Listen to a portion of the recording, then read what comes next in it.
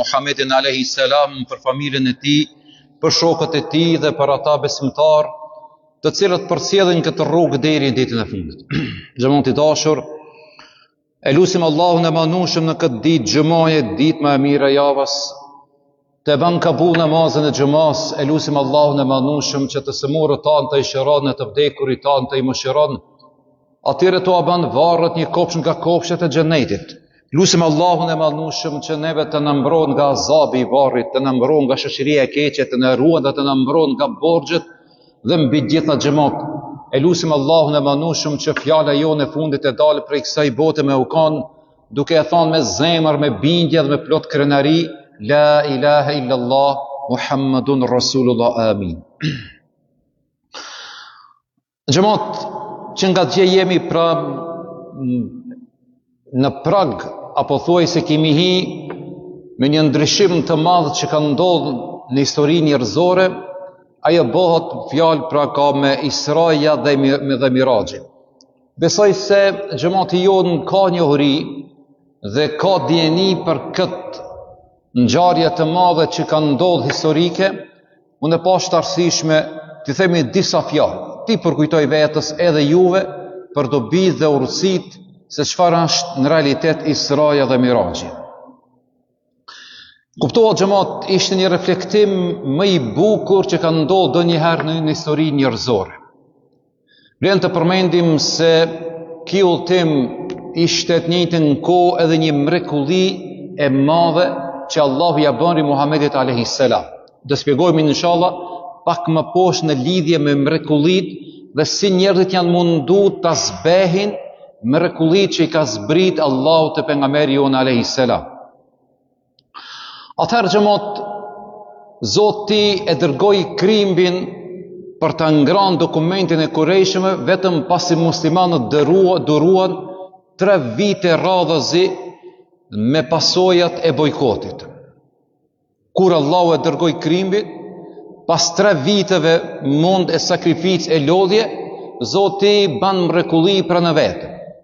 Edhe udhëtimi i Isras dhe Miraxhit ndodhi pas dështimit në Taif dhe pas lutjes që e bëri pejgamberi jon alayhis salam, nëse nuk je i zemëruar me mua, nuk pies për gjë tjetër. Ajo çfarë mundonte shumë pejgamberin ton alayhis salam xhamat ishte se ndoshta Allahu është i zemëruar e pse dështoi ftesa e tij në Taif kur shkoi me abo popullit të atij qyteti. Atëherë xhamat, marrim mësime, besoj se shumë dobiprurse për mua dhe për secilin besimtar. Në këtë udhtim, Muhammedin alayhis salam e ka shoqëruar Xhibrili alayhis salam, meleku i shpalljeve, i cili e informoi ata se do të udhtoj drejt Aksas, e më pas do të ngritet drejt qiejve dhe më në fund ai do të takohet me Allahun e lartëmadhëruar. Kështu pra, ky takim mes Allahut dhe Muhamedit alayhis salam ishte i mbushur me plot mall, pasi Muhamedi alayhis salam tani më ishte i përgatitur dhe kishte sakrifikuar gjithçka që deri në atë moment ai ta pres me mall takimin me Allahun e Madhnueshëm. Prandaj pejgamberi ton alayhis salam nuk friksohej, as nuk i vinte turp se tani më do të takohet me Allahun e Madhnueshëm.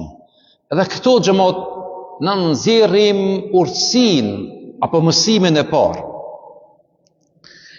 Nëse Muhamedi alayhis salam është i vetmi që është taku me Allahun e Madhnueshëm, atëherë në duhet mendojnë xhamat, pa ndërmjetësim kishte Allahu takimin, kishte Muhamedi alayhis salam me Allahun e Madhnueshëm. Mos harrojmë xhamat se Zoti neve ka për të na mundsuar të takohemi ne me Allahun e Madhnueshëm drejt për drejt. Ka thonë ai me një hadith për Muhamedi alayhis salam, secili prej jush do t'i flas Zotit ditën e Kiametit pa pasur nevojë për ndërmjetësues. Secili prej jush do t'i flas Zotit ditën e Kiametit pa pasur nevojë për ndërmjetësues. Atëherë xhamat, kështu një pyetje vetës edhe juve dhe secilit. A jemi të përgatitur ne për takimin me Zotin e Madhnueshëm ditën e Kiametit? Muhamedi alayhis salam do thot dikun në mes të shpalljes viteve me mall e pret takimin me Allah, me gjithat mundin, sakrificën dhe lodhjen, dhe ven ai takimi me Allah. Dhe unë pyes vetën edhe ju, a jemi të gatshëm na mu taku me Allahun e madhnushëm? Kur di se pejgamberi jon alayhis salam ka thonë secili për jush do të takohet me Zotin ditën e Kiametit pa pas fare ndërmjetësues. Hazreti Alia e thot në një fjalë kur e komenton për këtë hadith pejgamberit ton alayhis salam, thot do të ketë njerëz që do t'ju bjerë mishi i fytyrës copa nga trupi që ndjejnë pra nga marrja për shkak se u tregohen atyre mëkatet që i kanë bë në këtë botë. U tregohen për para Zotit mëkatet që i kanë bë. Pastaj ka përmendur Hazreti Alia se do të ketë njerëz të cilët do të dëshironin me shku drejt për drejt në xhehenem e mos takohen pra me Zotin. Dhe tash xhamat, kjo fjali e Hazreti Alis sa është friksuese, është edhe dobipruese dhe një mësim i madh për gjithë ne xhamat. Takimi me Allahun e madhnushëm. Përderisa ti edhe qetri mundohemi me bë mirë, i mbajmë lidhjet farefisnore, respektojmë kujshin, me fjalë tjera, sipas mundësive që i kemi, bajna mirë dhe sigurisht pra takimi it me Zotin ka mu kanë në faqe bardhë. Eruna Zot mu kanë pra takimi me Zotin, siç ka përmend Hazreti Alia, do të bjerë nga fytyra e tyre copa mishi për shkak turpit, sepse do t'ju tregohen atyre gjunahet. Atëherë xhamat, disa fjalë në lidhje me pejgamberin dhe mrekullit. Mrekullit në gjuhën shqipe kështu po përkthehet el mu'jize, është në gjuhën arabe. Mirë po, ajo mrekulli përdoret edhe në fjalorin e sotshëm. Filani ishte mrekullueshëm në fjalorin e tij. Filani e bani në një vepër madhështore të mrekullueshme. Që i bie xhamat, që i bie se edhe pas një kohë edhe filani një mrekulli të tillë ka për ta bën. Mirë po, mrekullitë e pejgamberit ton alayhis salam janë të papërsëritshme. Ato më nuk përsëritën. Nuk përsëritën ngritja në qiejt e lartë, takimi me Zotin. Kjo nuk përsëritet. Mrekullia që ka pas pejgamberi jon alayhis salam nga gishtet e tij kanë qit ujë. Kjo nuk përsëritet xhamat. Thot pejgamberi jon alayhis salam para shpalljes thot e njoh gurin që më ka dhënë mua selam. Kjo nuk përsëritet. Prandaj mucize në gjuhën tonë po përkthehet mrekulli. Mirë po në gjuhën arabe el mu'jize rrjedh nga rroja e fjalës el ajize, do thot e pamundur, e pa arritur pra për njeriun e zakonshëm. Ndërkaq për pejgamberin e Zotit, kjo është e mundur. Atëherë xhamat, kur jemi te mrekullit, disa hulumtues me paramendime e bojnë se jeta e Muhamedit alayhis salam ishte një jetë e thjeshtë njerëzore dhe shpesh argumentohet me fjalët e Allahut, thuaj se argumentet janë të Allahut. Do thot jetën e pejgamberit ton alayhis salam e bojnë diçka shumë të thjeshtë. Flasin kështu sepse jeta e Muhamedit alayhis salam, do thot me paramendime, është larg mrekullive dhe argumenteve me të cilët zakonisht Allahu i përkra pejgamberët e tij të sinqertë dhe të drejtë. Baza dhe shkaku i kësaj tendence është që së pari do thot është mos besim në krijuesin e mrekullive të Zotit. Kushdo që i mohon mrekullit, është duke mohu pa krijuesin e mrekullive.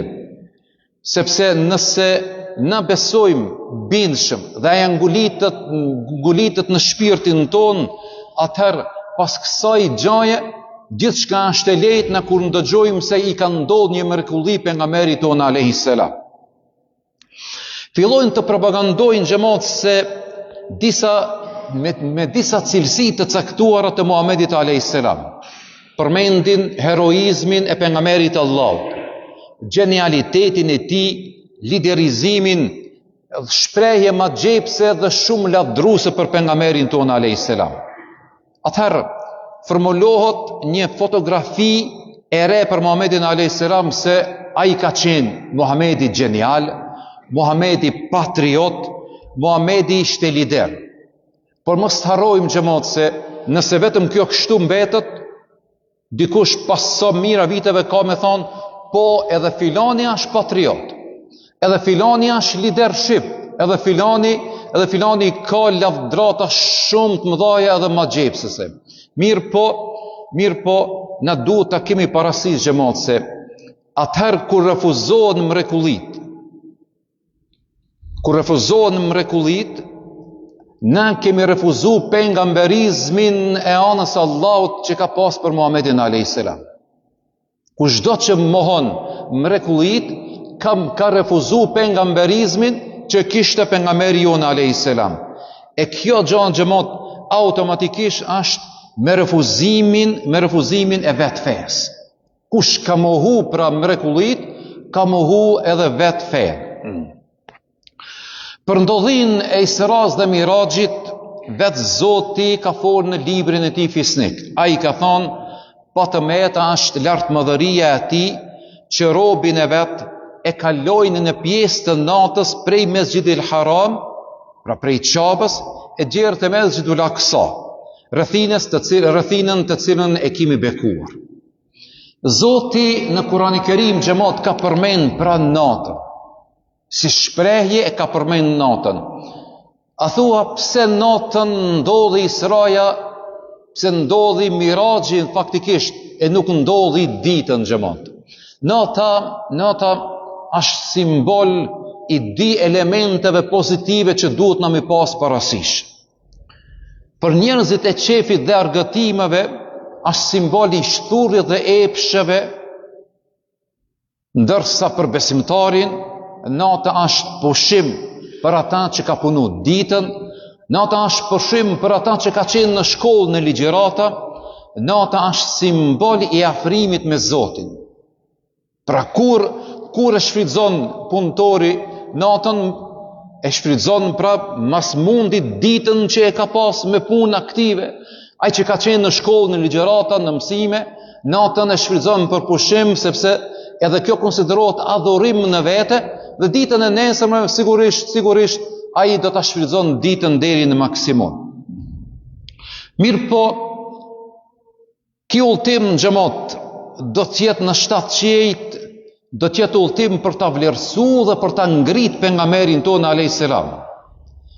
Zoti në Kur'anin e Kerim ka përmend fjalën bi abdihi, do thot me robin e vet. Sikur ja kujton pra atij me gjithat nder, me gjithat privilegj që e kishte pejgamberi jon alayhis salam, Allahu përsëri atij i thot robi i tij. Këtu Muhamedi alayhis salam e kuptoi dhe se herë që arritte ndonjë fitore, përsëri pejgamberi i Allahut është tregu shumë modest. Dhe kjo modesti e tij neve na ka shpjeguar në një hadith kutsi ku Zoti thot: kush përkulet ndaj meje, do thot pejgamberi jon alayhis salam ka thonë, kush përkulet ndaj meje dhe me dorën e tij e ka ul deri në tokë. Pastaj ka thonë, Zoti ka për ta ngrit atë. Pejgamberi jon alayhis salam e ka çu lart dorën dhe ka thonë ka për ta ngrit deri në qiell. Kështu thot në hadith kutsi pra që përmend pejgamberi jon alayhis salam. Atëherë xhamat, që i bie se sa më shumë që tregohesh i thjesht e të ulësh veten para Zotit, aq më shumë Allahu ka për të lartësuar ti para njerëzve. A do respekt dhe nder, a do me të shku fjala jote dhe më kon i dashur në shoqëri, tregohu modest unë edhe ti para Zotit, njerëzit ti kanë për me të dashur. Se herë që vetë hin vetë pëlqimi, e vetë mendje madhësia, e senet që tamam e prishin imazhin tanë si besimtar, për gjitha ato arritjet e tua, dhe ti jam vesh vetëm vetës arritjet e tua, atëherë pra ki mu kanë larg Zotit dhe njerëzit sigurisht pra nuk kanë për të me respektu ti. Në këtë udhtim, Muhamedi alayhis salam ishte në shoqërinë e Xhibrilit alayhis salam. Ishte në shoqërinë e Xhibrilit a.s. Një gjë që tregon xhamat për rëndësinë e shoqërisë. Ka mund Allahu Muhammedin a.s. me marr drejt për drejt edhe me marr në takimin e tij. Apo takimi i tij më kon drejt në qabe ati. Por vetë shoqërimi që kishte pejgamberi jon a.s. me Xhibrilin, neve na jep një mësim të madh xhamat, që për vlerën dhe rëndësinë që e ka pra shoqëria. Atëherë xhamat, ti edhe unë me ka shoqërohemi, këtu shifat edhe sa vlen pastaj jeta jonë dhe veprimet tona për brenda jetës sonë. I dashur xhamat, shiko pra shokët e tu, kush janë, atëherë ti do ta kuptosh veten, a do të pendohesh apo jo. Shiko kush janë shokët e tu dhe ti do të shohësh veten, a je me njerëz të cilët veprojnë punë të mira apo jo. Janë shumë e rëndësi xhamat, janë shumë e rëndësi me kam pranë ne po shoqërohemi si besimtarë. Prandaj vetë shoqërimi i pejgamberit ton a.s. që kishte Xhibrilin, kjo nën kupton se për vepra të mëdha duhen shok shumë të fortë, shumë stabil, shumë sinqert, shumë përgatitur për me arrit një vepër të madhe inshallah. Pastaj një urësi tjetër që duhet marrim në marrja e shkaqeve apo sebepave që e dimë në. Me të arritur pejgamberi jon a.s. në Aksa, pejgamberi jon a.s. ka zbrit nga buraku dhe e ka lidh me njëherë burakun. Do të thotë që na duhet të kemi parasysh aska hamendje se buraku nuk do të ikte ajo kafsha, nuk do të largohej nga vendi. Mirë po pejgamberi jon a.s. e lidhi burakun, që do të thotë të jesh i mbështetur në Zotin, nuk do të thotë të mos kërkojmë shkaqet dhe të mos veprojmë. Gjithmonë xhamat, dështakët në këtë botë e lidhin me kaderin e Zotit. Nuk përmohojnë e kaderin e Zotit xhamat, absolut jo. Po ata kur nuk i marrin gjitha shkaqet, thojnë kanë kanë shkrume. Nuk është në rregull xhamat. Përgatitja jote për shembull kur merrti ndonjë udhtim, nisesh me kerr, përgatit kerrin, këshir ulën, këshir gomat, këshir gjitha, lidhesh, bësh gati, i ndjek shenjët e komunikacionit gjithçka dhe ti ke marrë shkaqet. Ama ai i cili nuk i merr këto sebepe, thot kanë shkrume. Jo xhamat, jo. Nuk duhet këtu gjithmonë, po them kushtimisht me alon fesë edhe mu arsjetu për dështimin tem në jetën time, kaderi i Zotit. Kjo nuk ka të bëjë pra me kaderin e Zotit. Një xhamat është edhe me durimin. Edhe me durimin pra nuk kuptojmë që pritjen deri sa të vijë po baj, unë po priti deri sa të kuptojmë kohën që i japim vetës për të kuptuar ku është problemi dhe si mund të jetë zgjidhja. Unë jam të bë durim për ta kuptuar ku është problemi dhe ku është çelësi i zgjidhjes atij problemi. Kjo ka kuptimin durimi. Jo unë po duroj e po priti zgjidhje të problemeve që mundën me ndodh. Me gjetë kohë, me nda vetës kohë, me bën një analizë shumë precize, edhe ma në fund me ardhë me një konkluz, unë kam bë durim, por jam mundu me gjetë një zgjidhje deri diku. Një urësi tjetër xhamat e kemi pra në xhami. Pejgamberi jon a.s. është befasu kur i ka pa gjithë pejgamberët e Zotit që nga Ademi a.s. deri te Isa a.s. Dhe ka pyetur shoqëruesin e tij Xhibrilin a.s. kush janë këta o Xhibril? Ai ka thonë këto janë profetët e Zotit, të cilët kanë zbritur për të pritur ti. Kështu i kanë thonë. Këto janë profetët e Zotit që kanë zbrit për të me të prit ti.